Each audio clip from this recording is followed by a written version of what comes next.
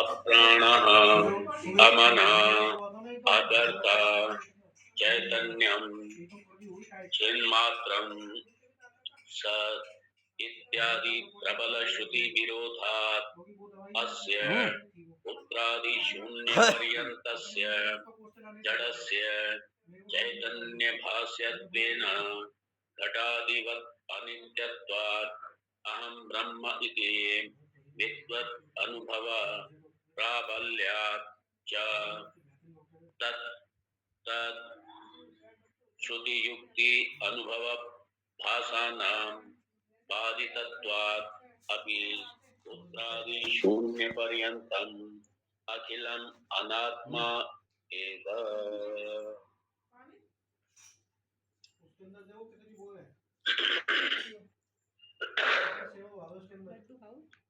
यहाँ ये जो चारों ये सारे जो 9 के 9 आए थे अपने हथियार लेकर के, डंडे फंडे सब जो भी है इनके पास लेके आए थे ये, और इनका एक ही मकसद था कि वेदांत को काटना, अर्थात आत्म तत्व को काटना।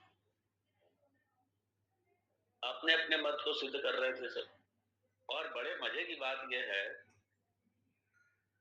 कि 9 को छोड़ करके बाकी जो बाकी 8 जितने हैं उन सब ने एक दूसरे को काट दिया, सब एक दूसरे से कटते चले, और जो 8वां वाला था वो 9 से आकर के कट गया। तो वेदांत की तो इसमें आवश्यकता ही नहीं पड़ी। ये अपने आप निगेट हो गए, बाधित हो गए अपने आप सारे के सारे। ये अपने आप ही डंडे लेकर के एक दूसरे को लड़ मरे और एक दूसरे को काट पीट डाला और अपने आप ही खत्म हो। वेदांत का तो नंबर ही नहीं है।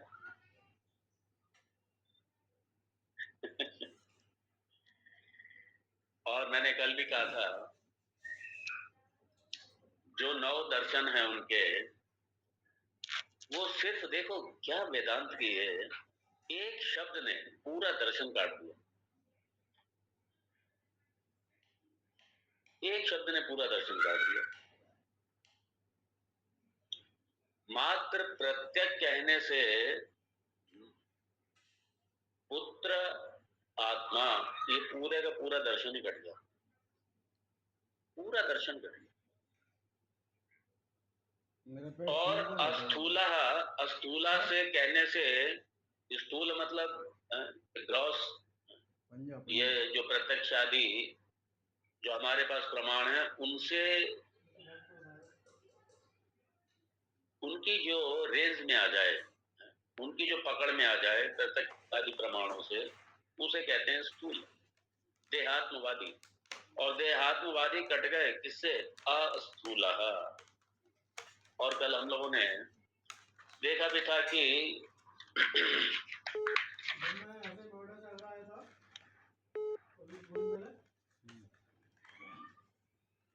अस्थूलम Incoming voice call from Satyendra Verma Chacha Ji Ghaziabad.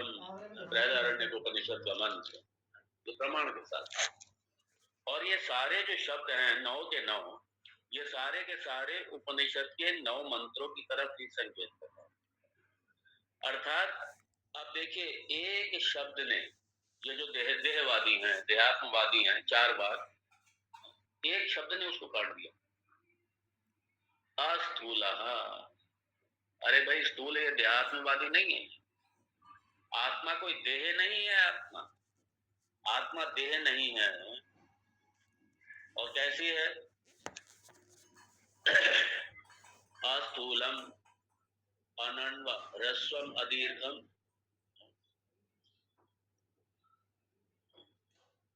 तो उससे ये अस्थूल शब्द कट गया।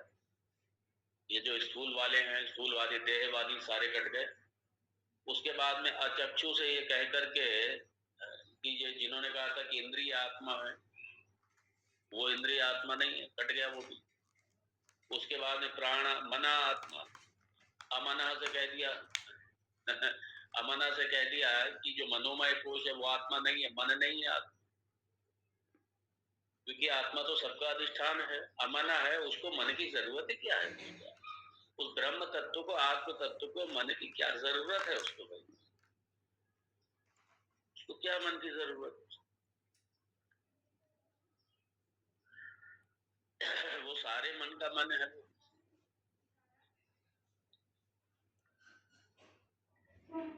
और उसके बाद में अकर्ता, ये विज्ञानमय कोश, कर्ता भोक्ता, ये कट गया। कर्ता भोक्ता आत्मा, ये कट गया। फिर वो जो अज्ञानम, कारण शरीर अज्ञानम, अविद्या, कट गया। चैतन्य आते ही कट गया। और छिन्न मात्रम है। तो ये जो चिन्ह मात्र से कहने से ये जो आनंदमय है, प्रज्ञान घन आनंदमय, अज्ञान उपायितम चैतन्यम, ये कट गया इससे। और सत से असत कट गया। एक सत शब्द से ही असत कट गया, मतलब पूरा दर्शन उनका कट गया। यहाँ पे मिल रही बहुत सस्ती, वैसे 350 रुपए टिकट है। इसलिए ये वेदांत की ताकत, 180 की टिकट है मात्र एक शब्द से। इसलिए ये जो द्वैतवादी हैं, वो जो कहते हैं ईश्वर तो अनंत है, ईश्वर अनंत है, वो तो पूर्ण है। फिर साथ में ये भी कहते हैं कि भक्त भगवान नहीं हो सकता, भगवान भक्त नहीं हो सकता, मतलब दोनों अलग अलग हैं। तो अगर दोनों को अलग माना जाए और ऋषि को ही यदि सत्य मान लिया जाए, मतलब ये उनका फाइनल कंक्लूजन है, तो फिर ईश्वर अनंत कहाँ रहा? ईश्वर तो सीमित हो गया, असीमित कहाँ रहा ईश्वर? दोनों ने एक दूसरे को लिमिटेड कर दिया। भगवान भी असीमित कट गया और जीव तो मान लो है सीमित, ये भी कट गया। ये क्या है ना, इसलिए ये जो बाकी के जो दर्शन है, बस समस्या उनमें ये है कि वो सिर्फ अपने को फाइनल समझ करके बैठे हैं, मतलब कि जो हमने समझ वो फाइनल है। अरे आप आगे भी तो बढ़िए भाई, आपको आगे बढ़ने में क्या परेशानी? आगे बढ़ना नहीं चाहते, सही अंतिम तक विश्लेषण नहीं चाहते। और उसके बाद में जो अपना निष्कर्ष उन्होंने निकाल रखा है, या जो भी अपना मत मान रखा है, बस वहीं तक बंद करके रह जाते। वेदांत ये कहता है कि आप सभी सही हैं, आप अपनी जगह सब सही हैं, लेकिन आप फाइनल नहीं है। आप वेदांत के मार्ग पे ही चल रहे हैं, लेकिन आप तो वेदांत की फाइनल मंजिल तक नहीं आए हैं। जो वेदांत के जो माइलस्टोन लगे होते, बस वहीं तक आप रुक करके रह गए। आप और भी आगे बढ़िए, आगे बढ़िए। और उसके बाद में सीधा अद्वैत पर आ जाएंगे आप, अद्वैत पर आ जाएंगे, ब्रह्म तत्व पर आ जाएंगे। और वही बात है कि ईशावास्यम इदम सर्वम, इदम सर्वम आत्ममयम, इदम सर्वम ब्रह्ममयम। आपको यहाँ तक आना है, लेकिन यहाँ तक आना नहीं चाहते। इसलिए वेदांत ये एक और भ्रांति है कि वेदांत तो सबको काटता है। वेदांत काटता नहीं है, वेदांत सबको पूर्ण बनाता है। वेदांत सबको हृदयंगम करना सिखाता है। इसलिए वेदांत में दूसरा कुछ बचता ही नहीं। इसलिए आप हमसे अलग है ही कहाँ? वेदांत में तो विरोध ही समाप्त हो जाते हैं। बाकी जितने भी दर्शन है विरोध बने रहेंगे। द्वैत में विरोध बना रहेगा। अद्वैत में किसका विरोध, किससे विरोध भाई? सोचिए जरा। अद्वैत मतलब पूर्ण वस्तु, पूर्ण तत्व, और वहां दूसरा कुछ है ही नहीं। तो जब दूसरा कुछ है ही नहीं, तो संघर्ष काहे का, झगड़ा काहे का, फसाद काहे का, विरोध काहे का? किस बात का विरोध है फिर? इसलिए वेदांत सारे विरोधों का अंत कर देता है। सारे जितने झगड़े फसाद हैं, उन झगड़े फसादों की जड़ खत्म कर देता है वेदांत को। वेदांत में तो फिर झगड़ा रहता ही नहीं है।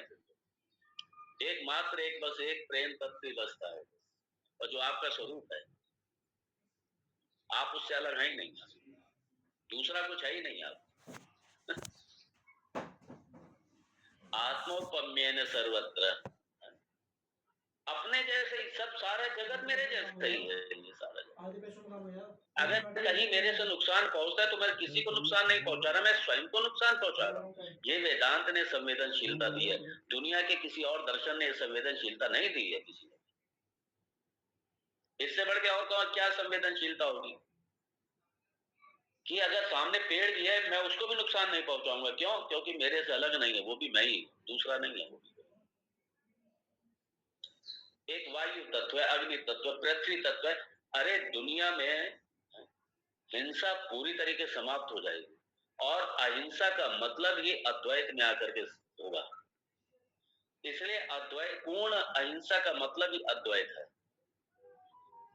जहां पे द्वैत है वहां पे हिंसा रहेगी। इसलिए सारी संवेदनशीलता की जो पराकाष्ठा है वो वेदांत का अद्वैत है, वेदांत का, ये दूसरा कुछ है नहीं। सारे झगड़े समाप्त, सारी समस्याएं समाप्त, और खाली इतना नहीं कि झगड़े और समस्याएं समाप्त, झगड़े और समस्याओं का जो कारण है, जो द्वैत है, वही समाप्त हो जाएगा। बचा क्या जाएगा? झगड़े की जड़ समाप्त हो जाएगी पूरी तरह। और यहाँ पे यही वेदांत, इसलिए मैं अक्सर कहता हूं कि वेदांत मतलब सारी विश्व की हर समस्या का समाधान। जहां पे समस्या है ही नहीं, आप समाधान करेंगे किसका? जब समस्या ही नहीं है, समाधान करेंगे किसका? समस्या दूसरे से होती है और दूसरा है ही नहीं कुछ। आप ही आप हैं, आप अपने आप को मारेंगे क्या? आप अपनी हत्या करेंगे क्या? अपना मर्डर करेंगे क्या? इसलिए तत्र को मोह का शोकः एकत्वम अनुपश्यतः, है ही कुछ नहीं बात। इसलिए सत शब्द से आते छांदोग्य उपनिषद में सदैव सौम्येदम अग्रे आसीत्, ये भी उन्होंने क्या क्या वो कोट किया था, वो असल में क्या है जो उन्होंने कोट किया था, असतेव इदम अग्रे आसीत्, उसके बाद तो उन्होंने देखा ही नहीं आगे। अगला मंत्र देखें वो तो समाप्त हो जाएगा झगड़ा। इसलिए उन्हीं को काटने के लिए सदैव सदैव सदैव सौम्य इदम अग्रे आसीत्, छांदोग्य उपनिषद में श्वेत केतु उद्दालक पिता पुत्र संवाद में।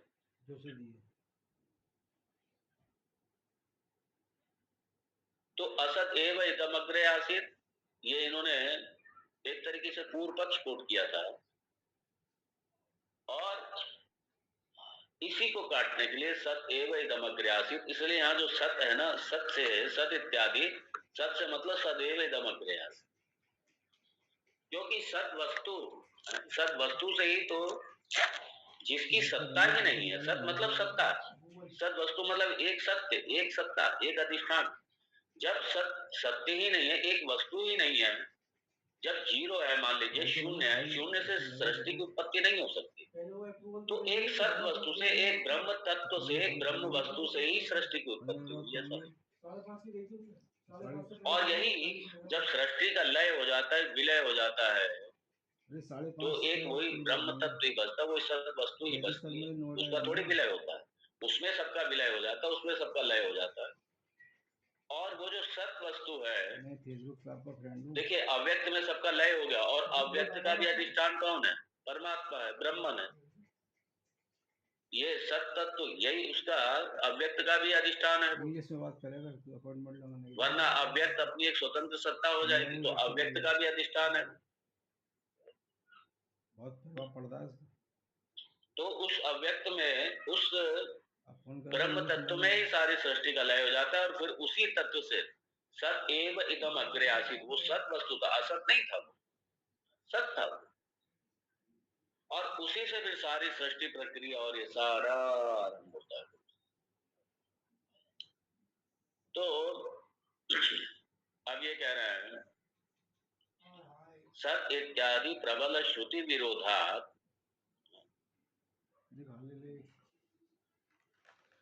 श्रुति से ये 9 के 9 जितने कंक्लूजन ने निकाल रखे, ये श्रुति से प्रबल विरोध है इनका, वेद विरुद्ध है ये सारे के सारे, इनके निष्कर्ष वेद विरुद्ध हैं सारे के सारे। और ये कौन है? ये अस्य पुत्रादि शून्य पर्यंतस्य, ये जो शून्य है, पुत्र आदि से पुत्र आत्मा यहां से लेकर के शून्य तक, असत एवं इदम अग्रे आसीत, असत मतलब शून्य, तो पुत्रादि से लेकर के शून्य पर्यंत, शून्य तक ये जो पूरे के पूरे जो 9, ये सारे जो 9 दर्शन हैं, ये बहुत भारी फिलोसफर हैं, बड़े बड़े चिंतक हैं, बड़े विचारक हैं ये सारे के सारे। लेकिन ये किसकी बात कर रहे हैं? जड़स्य ये चेतन तत्व की बात नहीं कर रहे हैं, अनात्मा की बात कर रहे हैं, जड़ की बात कर रहे हैं, अनात्म तत्व की बात कर रहे हैं, जड़ की बात कर रहे हैं। तो सारे ये कोई आत्मा की बात थोड़ी कर रहे हैं ये सारे अनात्मवादी है, जड़वादी है, ये सारे जड़वादी कहो, प्रकृतिवादी कहो, यही सब है ये लोग सारे। और हैं सब एक से बड़े बड़े थिंकर, धुरंधर, लेकिन क्या है, ये स्वयंभू है सारे के सारे, ये श्रुति का सहारा थोड़ी लेते। ऐसे बहुत से लोग हैं जो किसी अच्छे गुरु के पास जाएंगे नहीं, और शास्त्र का भी ढंग, अगर शास्त्र का सहारा भी लेंगे बाई चांस, तो अपने आप लेकर के बैठ जाएंगे पढ़ने के लिए बस। और ये इसी तरीके के लोग हैं सारे। और हाँ, जड़स्य चैतन्य भाष्यत्वेन ये चैतन्यवत चूंकि भास रहा है ना सारा, ये अपने आप स्वयं तो चैतन्य है नहीं, चैतन्य की शक्ति से, उस चेतन तत्व की शक्ति से, उस चैतन्य से ये चैतन्यवत भास रहे हैं सारे के सारे। है नहीं चैतन्य, लेकिन चैतन्यवत भास रहे हैं। इसलिए शरीर है, ये देह है, ये भी चैतन्यवत भास रहा है, ये भी चैतन्यवत, लेकिन इसकी अपनी चैतन्यता ही नहीं। मन की अपनी चैतन्यता नहीं है, बुद्धि की अपनी चैतन्यता नहीं है, शरीर की कहां से होगी? इंद्रियों की अपनी चैतन्यता नहीं है, और तो और प्राण की अपनी चैतन्यता नहीं है, इनकी अपनी है ही नहीं चैतन्यता। लेकिन ये चूंकि उस चैतन्य तत्व की दृष्टि के आधार पर, उस आत्म तत्व के ही अधिष्ठान से, उसी की ऊर्जा से, उसी की उपस्थिति से, उसी की प्रेजेंस मात्र से ये सारे चैतन्यवत भास रहे हैं सारे के सारे, है नहीं चैतन्य। और ये है कैसे? वैसे ये घटाधिवत, ये जैसे हम सामने देख रहे हैं, फ्रिज रखा हुआ है सामने, कूलर रखा हुआ है, घट रखा है, पट रखा है, आपके वस्त्र रखे हैं, ये जितना सामान सामने रखा हुआ है, मुख्यतः ये जैसे ये सामने सामान रखा है, उसी तरीके शरीर आदि लगा रहे हैं, ये भी सारे उसी तरीके से ही है। और प्रमाण क्या है? जब मृत्यु होती है तो देख लो, ये शरीर पड़ा रहता है, जैसे मेज कुर्सी पड़ी है ऐसे शरीर पड़ा हुआ है, जड़वत, बिल्कुल जड़वत है। और इसीलिए कह दिया घटाधिवत है ये। और कैसे? अनित्यत्वात् अनित्यत्वात्, अनित्य है भाई ये सारे। और बड़े आश्चर्य की बात है कि इसी में ही आदमी सारा जीवन लगा देता है, इसी के लिए, इन्हीं चीजों के लिए जीवन लगा देता है सारे के सारे, इन्हीं के लिए जी रहा है।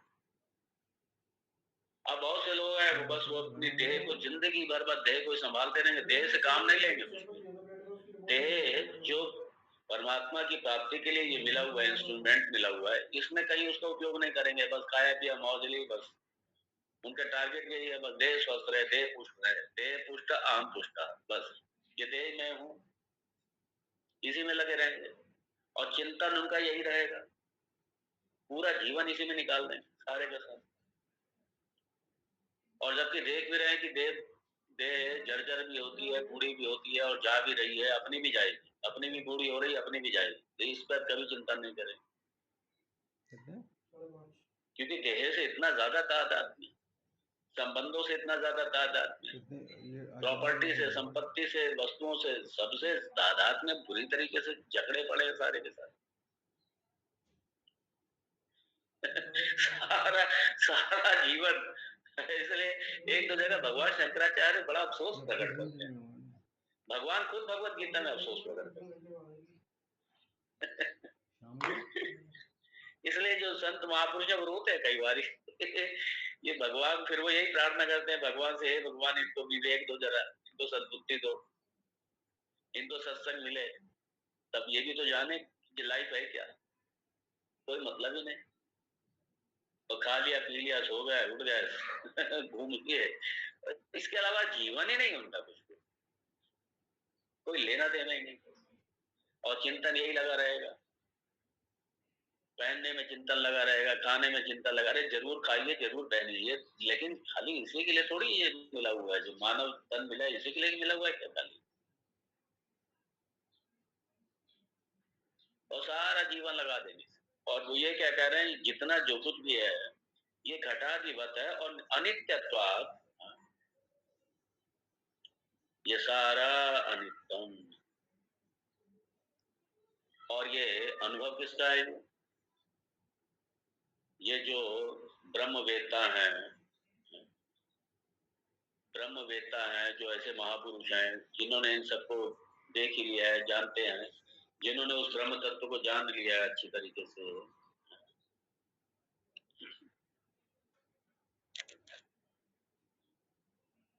तो जो ऐसे महापुरुष हैं जिन्होंने अच्छी तरीके से ये सब जान लिया है और जानते हैं बहुत अच्छी तरीके से,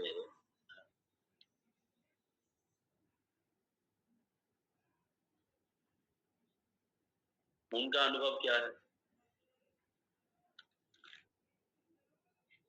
अहम ब्रह्मा, अरे मैं ये सब नहीं हूं, मैं मतलब आत्मा, आत्म तत्व जो है वो पुत्र आदि से लेकर के जो शून्य पर्यंत तक, ये जितना भी ये नौ दर्शनकारों ने जो नौ अपने अपने निष्कर्ष निकाले हैं, इनमें से मैं कुछ भी नहीं हूं, मैं इन सबका अधिष्ठान कौन हूं, मैं अहम ब्रह्मा, मैं ही ब्रह्म हूं, मैं ही सच्चिदानंद ब्रह्म हूं, मैं ही वो सत तत्व हूँ, मैं ही चित तत्व हूँ, मैं ही आनंद तत्व हूँ, सारे जगत का अधिष्ठान मैं ही हूँ, मेरे अलावा दूसरा कुछ है ही नहीं।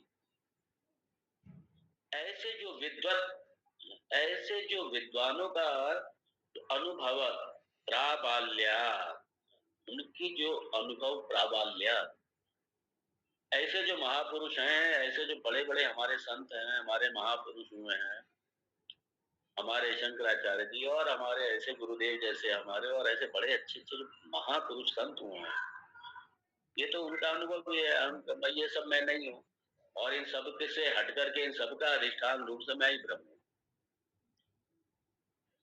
और जिन्होंने ये बहुत अच्छी तरह बोध करके और अपने जीवन में, अपने आचरण में, व्यवहार में जिनको लाया है, और सारा ब्रह्मनिष्ठ की तरह सारा जीवन अपना यापन किया है, बचा हुआ जो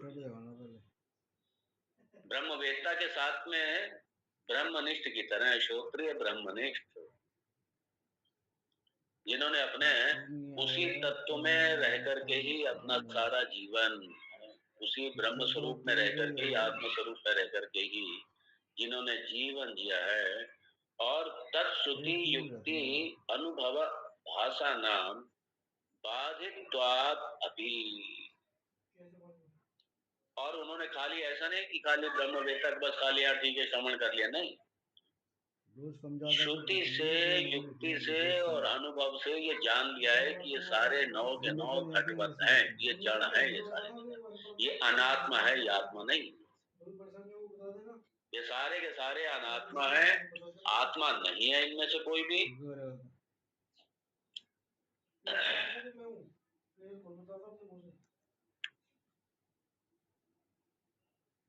तो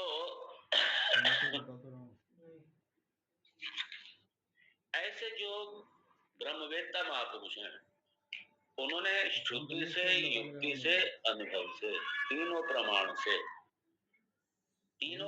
से क्या कर दिया, ये सारा बाधित कर दिया, ये सारा, ये सब ये अनात्मा है, ये सब जड़ है, ये सारा का सारा, और बाध दर्शनात्, अब ये चूंकि सारे के सारे बाधित हो गए, कौन से, पुत्रादि नाम अनात्मत्वम, ये सारे पुत्रादि से शुरू होकर के शून्य पर्यंत जितने भी हैं, ये क्या है, अनात्मत्वम, इनका अनात्मा, इनका जड़पना, इनका जड़, ये शुरू हो, ये सब ये सिद्ध हो चुका है। मेरे को इंग्लिश नहीं आती। ये सब हैं, लेकिन ये नॉन एग्जिस्टेंट नहीं है, लेकिन ये अनात्मा है। ये अनात्मा है सारे, अवस्तु हैं, दृश्य हैं ये सब। ये दृक नहीं है, ये साक्षी नहीं है, कोई भी दृष्टा नहीं है। ये क्या है? ये जड़वत हैं, जड़ हैं ये सारे, अवस्तु हैं, दृश्य हैं, अनात्मा है, मिथ्या है, मिथ्या है। और यहाँ पे कह दिया अखिलम अनात्मा एवं, ये संपूर्ण। ओहो, ये सारा जगत आ गया। आपकी बुद्धि भी आ गई, ध्यान दीजिए। आपका अहंकार, आपकी बुद्धि, ये सब आ गया उसमें। ये कर्ता बना, भोक्ता बना, ये सब आपके मन, आपकी बुद्धि, आपके विचार, आपकी भावनाएं, ये सब इसी में आ गए। आपकी इंद्रियां, आपका ये शरीर, ये सब आपके प्राण, और उसके अलावा ये सारा सामने जो जगत दिखाई दे रहा है सब, ये सारे का सारा क्या है? ये अनात्मा। अखिला मतलब संपूर्ण, ये सब अनात्मा, ये सारे का सारा अनात्मा। और ये कैसा है? स्पष्टम, ये बिल्कुल स्पष्ट है। ये तो इसमें क्या ज्यादा विचार लड़ाना। लेकिन दुर्भाग्य ये है कि इसी के बड़े बड़े फिलोसफर हुए, इन्हीं दर्शनों के बड़े बड़े फिलोसफर हुए, बड़े बड़े विचारक, बड़े बड़े चिंतक हुए। और ये सारे किसकी बात कर रहे हैं? अनात्मा की बात कर रहे हैं, जगत की बात कर रहे हैं, जड़ की बात कर रहे हैं, चेतन की नहीं, आत्म तत्व की नहीं, ब्रह्म तत्व की नहीं।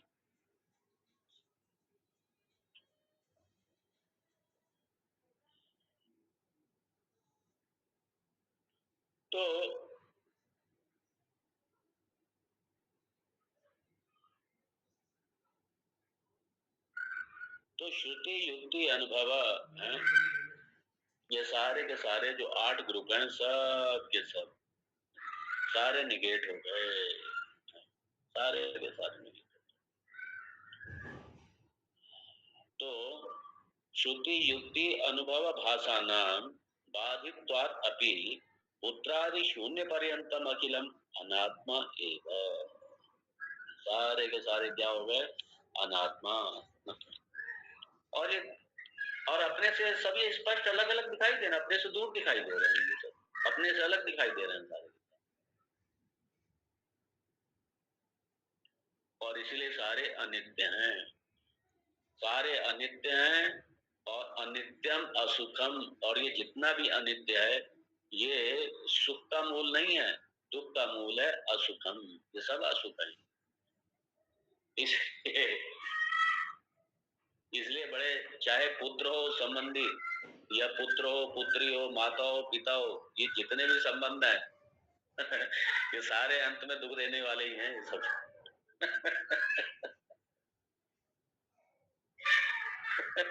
क्योंकि सारे छोड़ के जाएंगे और अपने आप भी इनको दुख देने वाले हैं। या तो ये हमसे पहले अगर चले जाएंगे तो हमें दुख देके जाएंगे ये, है? और अगर हम इनसे पहले जाएंगे तो ये हम इन्हें दुख देंगे जाकर के इसलिए भगवान ने बड़ा सुंदर एक शब्द में उन्होंने पूरा वो स्पष्ट कर दिया, अनित्यम असुखम लोकम। ये सारा जो है अनित्य भी है, और अनित्य इसलिए असुख है। इसमें दुख, इसमें सुख ही नहीं। बस अपने अपने आप धर्म निभा लीजिए, अपने अपने दायित्व निभा, ये दुख के मूल है ये सारे सारे दुख के मूल है ये सब।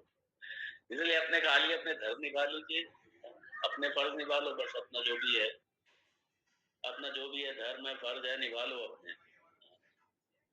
बहुत ज्यादा आसक्ति मत करना। राग का मतलब ही डिपेंडेंसी होता है, और जहाँ डिपेंडेंस है वहां पे, जहाँ पे भी है, पराधीनता है, वहां पे दुख ही है। पराधीन सपने सुख नहीं, ये पराधीनता है। राग जो है ये पराधीनता है, आसक्ति ये पराधीनता है। इसलिए असंगम, असंग होके रहिए, बिल्कुल असंग होके रहिए, और जीवन का ये सत्य स्वीकार कर लीजिए कि जो आया है वो जाएगा, सीधी सी बात है। इसलिए अपना जो धर्म है, अपना जो कर्म है, अच्छे से करें, अपना जिसके प्रति दायित्व है कर ले, और ये मन में बिल्कुल तैयार होकर बैठे कि ये सब आने जाने वाले हैं, कभी भी जा सकते हैं, या तो हम छोड़ के इन्हें जाएंगे या ये छोड़ के हमें जाएंगे, और दोनों एक दूसरे को छोड़ेंगे।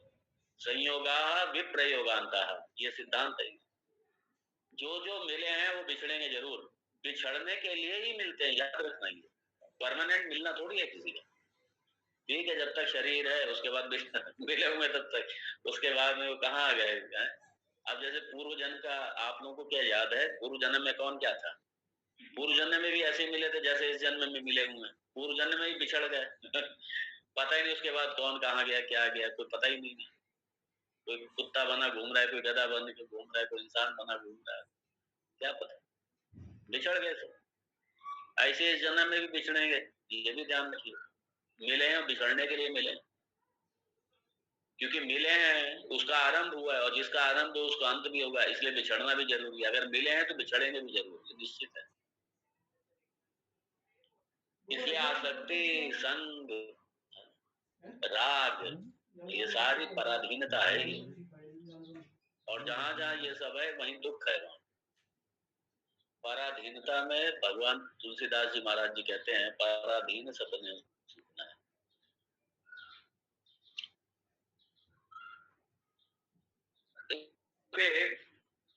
शास्त्रकार बड़ा स्पष्ट कर रहे हैं, वेदांत इसी के लिए तो है, वेदांत यही तो जीना सिखा रहा है। ये खाली किसके लिए यहाँ पे ये सत्संग हो रहा है? ये किसके लिए शास्त्र का श्रवण कर रहे हैं? अपना यही व्यवहार ठीक करने के लिए, अपने आप को सुधारने के लिए, अपने आप को ठीक करने के लिए, अपनी सोच को ठीक करने के लिए, अपनी विचार को ठीक करने के लिए, अपनी भावनाओं को ठीक करने के लिए। अनित्यम असुखम लोकम, और इसलिए अनित्य कह दिया, लोक लोक, ये सारे लोक में आ गए। ध्यान रखना, आपका जो मन बुद्धि है ये भी लोक का हिस्सा है सारा। इसलिए जो शरीर त्रय है, ये शरीर त्रय इस लोक का हिस्सा है। इसलिए अनित्यम असुखम, और ये सुख वाला नहीं है, ये असुखम है। इसलिए इसका आप भगवत प्राप्ति में उपयोग कर लीजिए, इसको अच्छे से रखिए, स्वस्थ रखिए। किसके लिए? ताकि भगवत प्राप्ति हो जाए इस जीवन, इसके लिए है। उस दृष्टि से तो ये अमृत ही है भाई, उसी के लिए शरीर है। इसीलिए तो सबसे महत्वपूर्ण और सबसे कीमती मानुष शरीर बताया गया, इसलिए इससे कीमती कुछ भी नहीं है। इस तन से, इस मानव तन से कीमती दुनिया में कुछ भी नहीं। कीमत इसकी कब है? जब आप ईश्वर प्राप्ति में इसका उपयोग करें, तब इसकी कीमत है। वरना तो ये बिल्कुल मतलब कचरे में डालने वाली बात है, बिल्कुल। और सब याद करें, इस पूरे तन को, इस जीवन को कचरे में डाल रहे हैं लोग सारे। बस इसी संसार सुख भोग में लगे पड़े हैं, और जिसके लिए आए हैं यहाँ पे उनसे कोई लेना देना नहीं, कोई मतलब नहीं। तो इसलिए वो सारे कचरे पर, इन्होंने कचरे में ही डाल दिया अपने जीवन,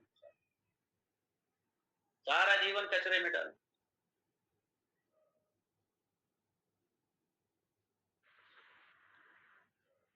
इसलिए ये जो तन है, जो जीवन है, इसको परमात्मा की प्राप्ति में लगाना है, और कोई दूसरा हेतु नहीं है इसका। और आप लोगों ने लगा भी रखा है, आप लोगों ने लगा रखा है, आप सभी बधाई के पात्र हैं भाई।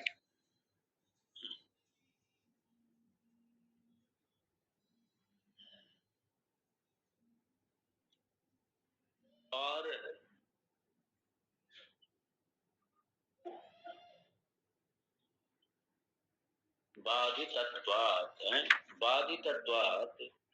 बाधितत्वात् अपि, क्योंकि ये सारे के सारे बाध हो गए, पूरे के पूरे 9 के 9 दर्शन सारे बाध हो गए, और इसलिए सारे के सारे अनात्मा, जड़, अनात्मा, दृश्य।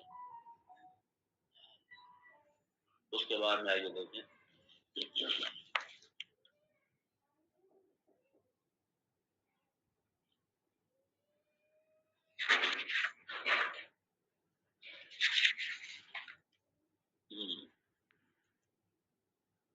अतः तत्तद्भासकं नित्य शुद्ध नित्य शुद्ध बुद्ध मुक्त सत्य स्वभावं प्रत्यक्ष चैतन्यम एव आत्मवस्तु इति वेदांतविद्वत् अनुभवः एवं अध्यारोपः।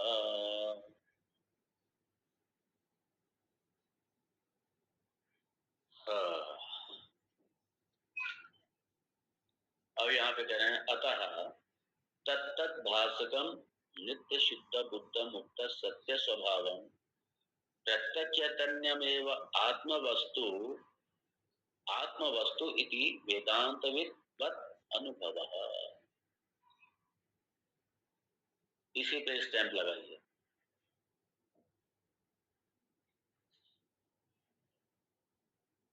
तो यहाँ वेदांत का कंक्लूजन क्या है? ये अपना कंक्लूजन यहाँ पे क्या है, अपना निर्णय क्या है यहाँ पे? पहले तो ये कि सारे के सारे गलत हैं, रॉन्ग। ये जो 9 के 9 टुकड़े हैं, ये 8 सारे, ये सब क्या है? ये सारे के सारे रॉन्ग। और ये सारे के सारे जो 9 दर्शन हैं जिस पे चर्चा हो चुकी, ये बड़ी सफलता पूर्वक इन्होंने गलतियां की हैं सब, इसलिए गलत है। इनके निर्णय गलत हैं, इनके तात्पर्य निर्णय जो कंक्लूजन है वो गलत है, इसलिए गलतियां हैं सारी। और सत्य क्या है भाई? सत्य क्या है? सत्य ये है जो वेदांत वेदता है, जो विद्वत, जो ब्रह्म वेदता है। देखो, आत्म साक्षात्कार, आत्मानुभव, ब्रह्म वेदता, ब्रह्मविद, ये सब पर्यायवाची शब्द हैं। ब्रह्म वेदता या आत्म साक्षात्कार, ब्रह्मविद या आत्म साक्षात्कार, ये एक ही है। ये क्या है? बड़े बड़े शब्द इस्तेमाल करते फिर आदमी को पता कुछ होता नहीं। आत्म साक्षात्कार, उनसे पूछो भाई आत्म साक्षात्कार का मतलब क्या है, वो शब्द सुन रखा है तो वो भी कह देते। ब्रह्म साक्षात्कार, आत्म साक्षात्कार, वो कई बार कह देते गुरु जी, हमारे गुरु जी ने आत्म साक्षात्कार कर रखा है। आपको कैसे पता? आप क्या जानते हैं उसके बारे में? उनको आत्म साक्षात्कार हो गया, उनको ये हो गया, वो हो गया, फलाना ढिमाका, भगवान जाने क्या क्या शब्द इस्तेमाल।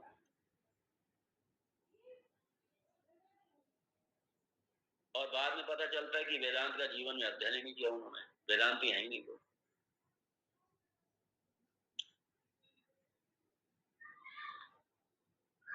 ठीक है, प्रणाम है। ऐसे में क्या दिमाग लड़ा है?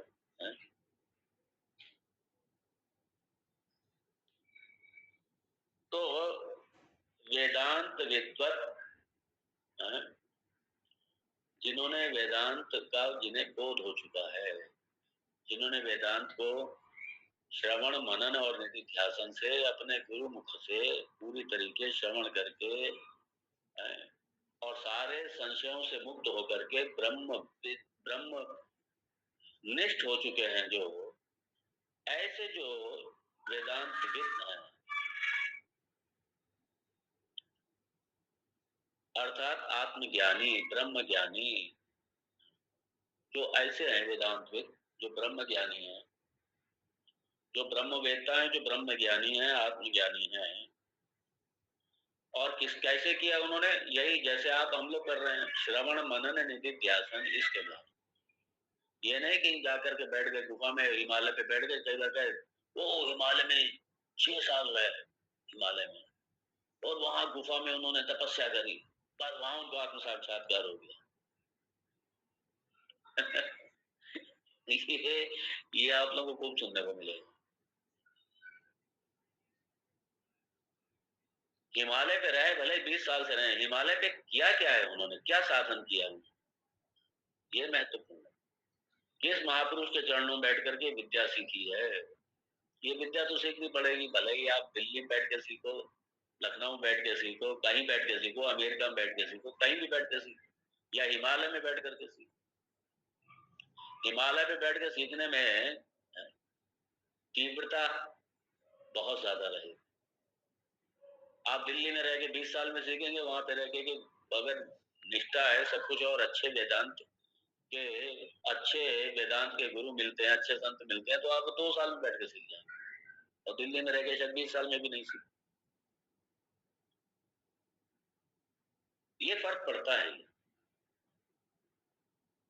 ये साधन चतुष्टय संपत्ति ये कैसी है हमारी, कितनी है हमारी, क्या हम पूर्णता विरक्त हैं? अगर हम पूर्णता विरक्त हैं, वैरागी हैं, उसके लिए तो बहुत आसान है और बहुत जल्दी है उसके। और वैराग्य नहीं है, अगर लगे रहो 20 साल का 50 साल लगा दो, वहीं के वहीं रहेंगे, शब्द इकट्ठे हो जाएंगे बस। इसलिए वैराग्य तो पहली चीज है इसकी। आप लोग भी सब वैरागी हैं ही लेकिन वैराग्य की कैटेगरी जरूर ऊपर नीचे होगी। कोई 40% वैरागी होंगे, कोई 80% वैरागी होंगे, कोई 20% वैरागी होंगे, कोई 10% वैरागी, कोई 90% वैरागी। कैटेगरी अलग अलग होगी सबकी।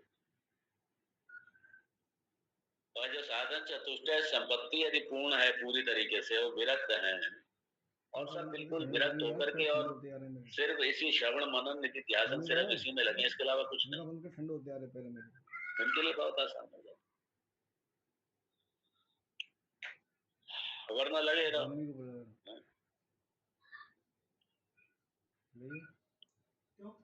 पैर ठंडे होते आ रहे हैं सुनती है। तो अतः तत् भासकम, अतः तत् भासकम मतलब भासका मतलब इल्यूमिनेटर, प्रकाशक, प्रकाशक इल्यूमिनेटर। किसके?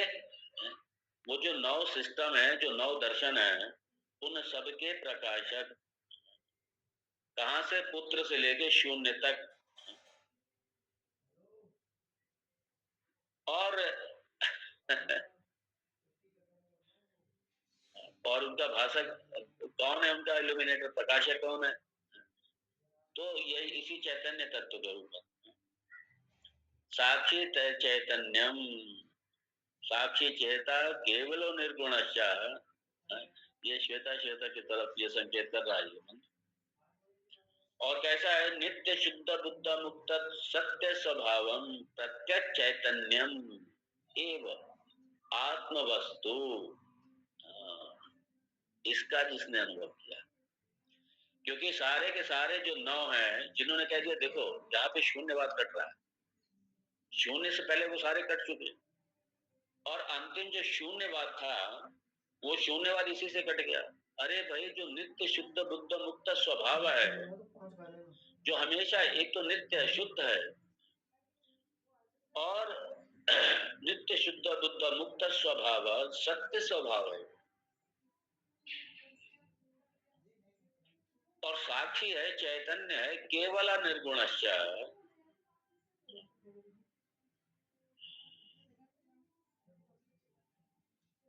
तो बुद्ध मीन्स ज्ञान स्वरूपम, जिसको दूसरे किसी ज्ञान की आवश्यकता नहीं पड़ती, जो स्वयं ज्ञान देता है। चैतन्य स्वरूपम, बुद्ध मीन्स चैतन्य स्वरूपम, स्वप्रकाशम, चैतन्य स्वरूपम। और मुक्त मतलब वो हमेशा हमेशा मुक्ति है, वो देश काल वस्तु की सीमाओं से परे है, हमेशा मुक्त, देश काल वस्तु की सीमाओं से परे, शाश्वत है, सनातन है और शुद्ध तत्व। और वो क्या है? वही तत् भासकम, वही सारे, वो जो शून्य है ना, शून्य का भी भाषक, शून्य को भी प्रकाशित करने वाला वही है, अर्थात शून्य का भी साक्षी वो है, शून्य का भी वो साक्षी। जैसे आप एनालिसिस करें तो पता चले बाद में कुछ नहीं बचता, जो कुछ नहीं बचता उस कुछ नहीं का भी तो साक्षी आप हैं, उसके दृष्टा तो आप हैं ही।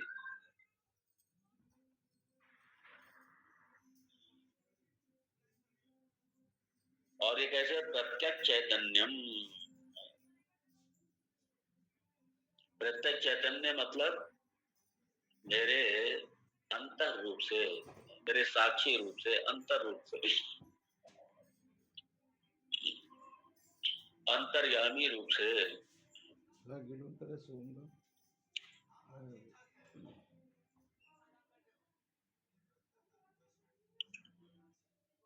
और यही आत्म वस्तु, यही आत्म वस्तु, वही आत्म वस्तु स्वप्रकाश, यही आत्म वस्तु।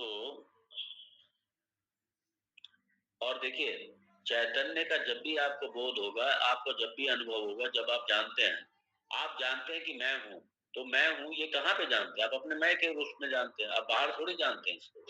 इसलिए प्रत्यक्ष है, ये अंतर है, ये बाहर नहीं है, ये बाहर नहीं है, ये अंतर। अंतर समझ लेने कि अंदर कहीं बैठा हुआ है, ये भी बड़ी प्रॉब्लम।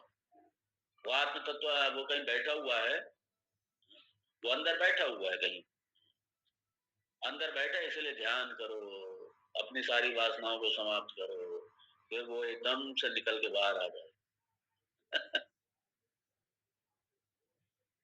अरे जिसके आधार पे आप ध्यान कर रहे हैं वही तो है।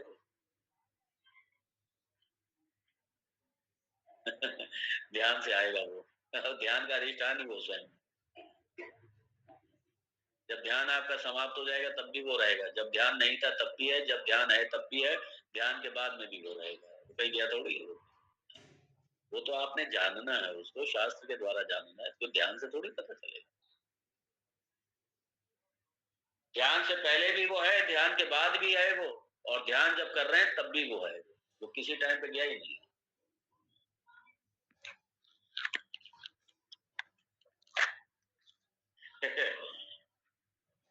आनंद आता है। ये वैरायटीज जो जैसे मॉल है ना, अध्यात्म बेसिकली मॉल बन चुका है।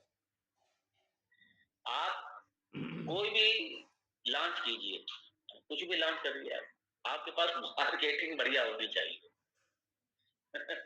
कोई ना कोई मेडिटेशन क्रिएट करके लॉन्च कर दो, कुछ भी टेक्निक लॉन्च कर दो अध्यात्म के नाम,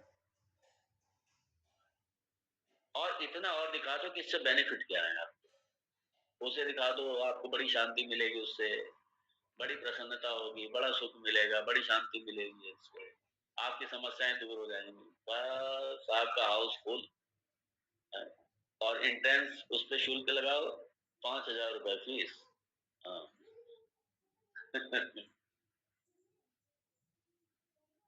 लॉन्च करो ये सब।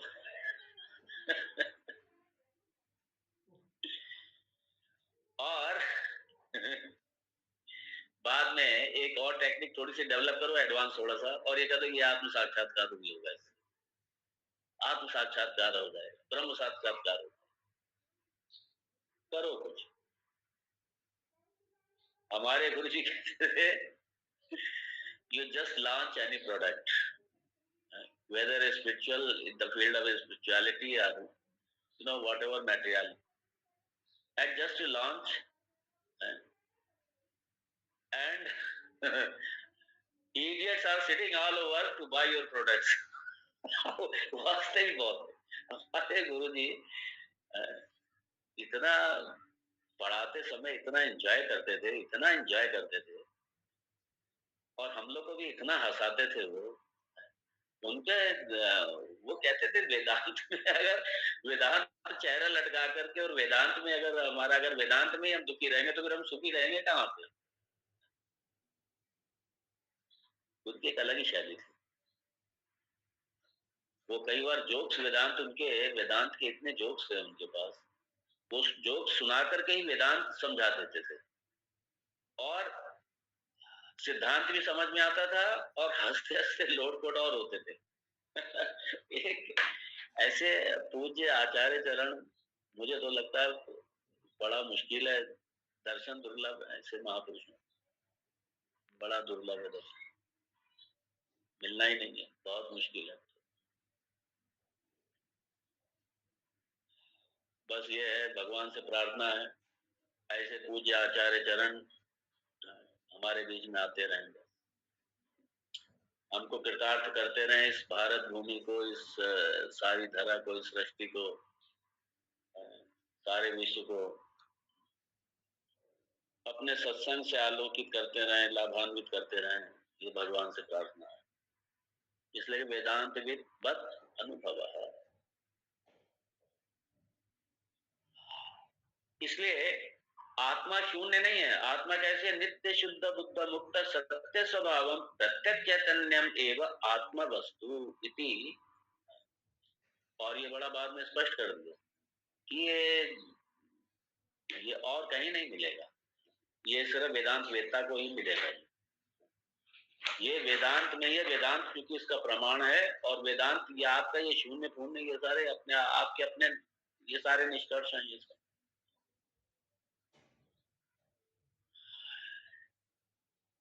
इसलिए अगर ये सब जानना है तो वेदांत की शरण में आना पड़ेगा, वेदांतविद वेदांत वेत्ता होना पड़ेगा, क्योंकि प्रमाण वेदांत और कोई प्रमाण भी नहीं। इसलिए वेदांत ये नहीं कहता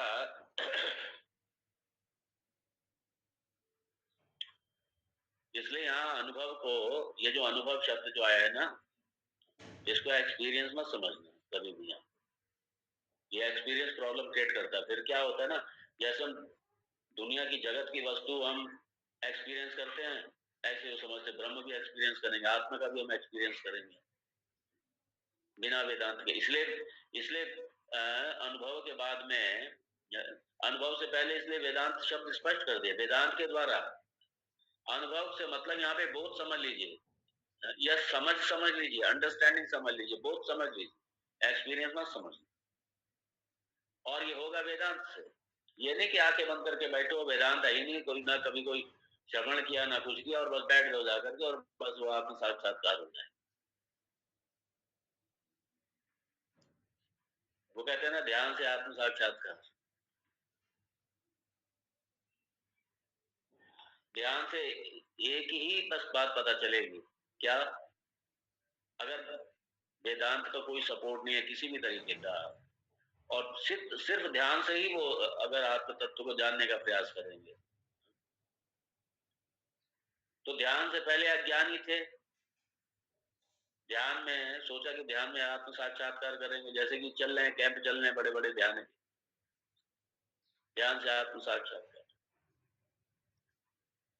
तो ध्यान से पहले अशांत थे, अशांत थे, बुद्धू तो थे ही, अज्ञानी तो थे ही ध्यान से पहले। और ध्यान से पहले अशांत अज्ञानी थे, अज्ञानी भी थे और अशांत भी थे, दोनों थे। अब ध्यान के बाद में क्या हो गया? शांत लेकिन अज्ञानी। इसलिए हमारे गुरु जी कहते थे शांत ध्यान से पहले अशांत बुद्धू और ध्यान के बाद शांत बुद्धू। ज्ञान थोड़ी हो जाएगा उससे कोई। पहले अशांत बुद्धू थे, अब शांत बुद्धू हैं, बस ये फर्क है।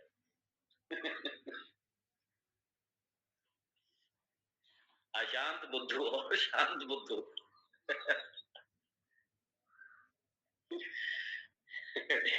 तो यहाँ पे इसलिए स्पष्ट उन्होंने कर दिया, अनुभव के साथ में उससे पहले दे दे वेदांत वत अनुभव।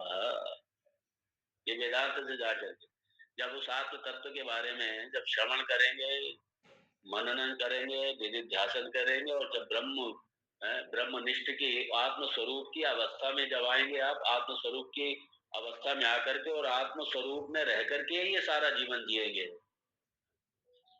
ये अनुभव है, ये अनुभव है। तो यहाँ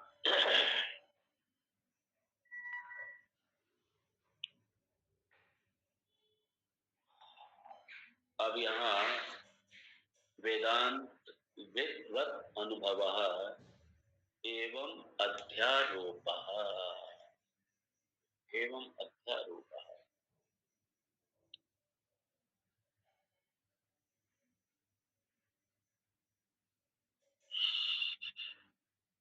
तो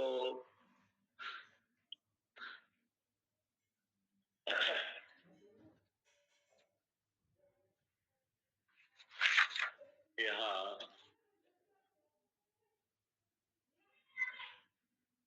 और इसी को एवं मतलब इस प्रकार इसी को अध्यारोप, इसी को ये अध्यारोप कहा गया, क्योंकि ये जो देखिए तीन लेयर हम लोगों ने देखे थे अध्यारोप के। पहला अनादि, दूसरा ईश्वर सृष्टि, ये भी अध्यारोपा, ये जीव सृष्टि, ये तीसरा अध्यारोपा। अब यहाँ पे तीसरा जो अध्यारोप है ये हुआ समाप्त। मतलब जो जीव सृष्टि है, जो जीव सृष्टि है अनुभव ये समाप्त हुआ। अब उसके बाद में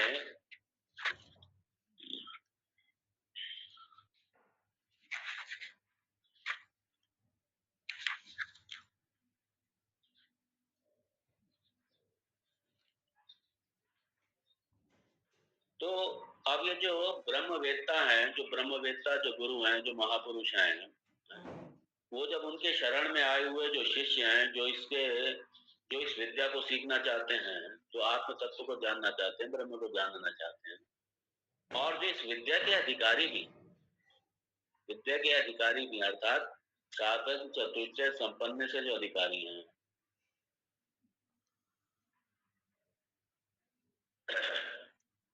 तो जो ये अध्यारूप अपवादाभ्याम, ये एक प्रक्रिया है, ये भी एक मेथोडोलॉजी है, प्रक्रिया है, टीचिंग की प्रक्रिया है ये। और इसी के सहारे से ही ये सारा उस सत्य तक, उस परमात्मा तक, इसी प्रक्रिया के माध्यम से, ये वेदांत की कई प्रक्रियाएं, तो अध्यारोप अपवादाभ्याम ये उसी की वेदांत की एक प्रक्रिया है। और इसी के माध्यम से सत वस्तु तक पहुंचना, सत वस्तु तक समझना, सत वस्तु को बोध करना, इसी के माध्यम ये प्रक्रिया वेदांत में काम में ली जाती है। कई सारी प्रक्रियाएं, उनमें एक ये प्रक्रिया। एवं अध्यारोपः, और इसके बाद में अपन अब नेक्स्ट टॉपिक में आगे बढ़ेंगे। ये अध्यारोप अपवाद की, अध्यारोप तो हो गया, अब अपवाद शुरू होगा। अपवाद, अब अध्यारोप तो हुआ, अध्यारोप मतलब सुपर इम्पोजिशन, ये अध्यास, अध्यारोप मतलब अध्यास, सुपर इम्पोजिशन। अब फिर इसके बाद अपवाद भी शुरू होगा, और अब थोड़ा सा आगे और हल्के से हम लोग गहराई में जाएंगे। कल से सत्र में और थोड़ा गहराई में जाएंगे। और अभी तो ये घड़ी कह रही है, टाइम तो हो ही गया, लगभग हो ही गया। फिर हम लोग कल प्रवेश करेंगे नए टॉपिक में। आज यहीं पे विराम देंगे। ओम तत्सत। ओम पूर्णमदः पूर्णमिदं पूर्णात् पूर्णमुदच्यते पूर्णस्य पूर्णमादाय पूर्णमेवावशिष्यते। ओम शांति शांति शांति। शंकरं शंकराचार्यं केशवं बादरायणं सूत्रभाष्यकृतौ वन्दे भगवन्तौ पुनः पुनः। ईश्वरो गुरुरात्मेति मूर्तिभेदविभागिने व्योमवद्व्याप्तदेहाय दक्षिणामूर्तये नमः। ओम शांति शांति शांति। हरि ओम श्री गुरुभ्यो नमः। हरि ओम। ओम नमो नारायण स्वामी जी। हरि ओम। नमो नारायण। नमो नारायण स्वामी जी। नमो नारायण। नमो नारायण स्वामी जी। जय श्री कृष्ण। जय श्री कृष्ण। आज आवाज स्पष्ट था, आज कोई दिक्कत नहीं है। आवाज बिल्कुल साफ था। हाँ, वो ना नेटवर्क की प्रॉब्लम हो जाती है। आज बिल्कुल साफ। हाँ, सही है बिल्कुल आवाज। जो पैसे बिल्कुल गड़बड़ हो जाती है।